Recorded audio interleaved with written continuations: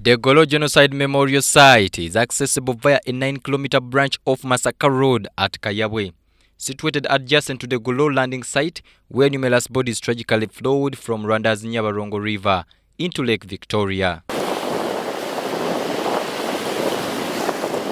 This is a man who in his 20s played a pivotal role in collecting the lake's bloated corpses, which had lingered for months, and lowered them in this mass grave, a task that filled locals with grief.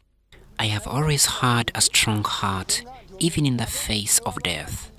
When someone passes, I close the eyes first, prepare them with care, and call the rest later.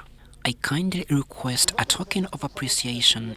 Survivors vividly recall the trauma and psychological torment they endured during the genocide, both at home and in school, and still grapple with the turmoil's origins. The teacher came, pulled me by my shoulder, my dress on the shoulder, and dragged me all the way through the classroom and squeezed me against the other Tutsi students in the back.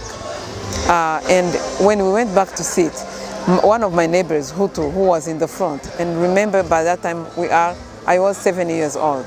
So my classmate, a Hutu, begins to insult me and say, "You're a bad person, you're a Tutsi, you guys are killers," and so on. These mass graves hold over 400 bodies retrieved from the lake, a somber resting place that brings immense grief to relatives who often struggle to contain their emotions during the commemoration.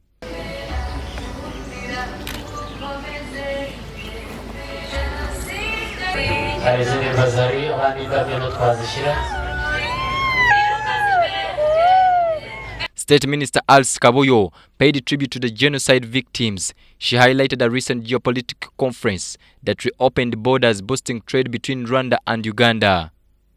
Bilateral relations between Rwanda and Uganda are mainly driven by the Joint Permanent Commission between the two countries, JPC, in March 2023, where decisions were made to further enhance cooperation between the two countries. From afar, this ideology is being spread through social media platforms and online channels, and in some education and higher learning institutions.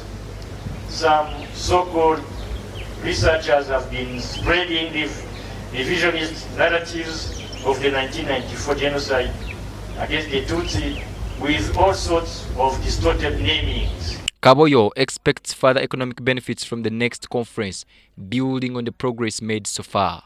It is now 31 years since the genocide, and here I'm standing at Ggolo landing site.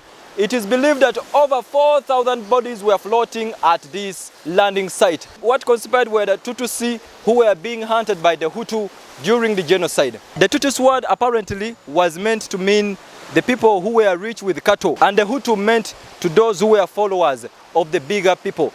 Now this became a problem when the Belgian government decided to use it as a definition among the races in Rwanda during the identification process and registration process. I'm Bantu Machabe Semambo, UBC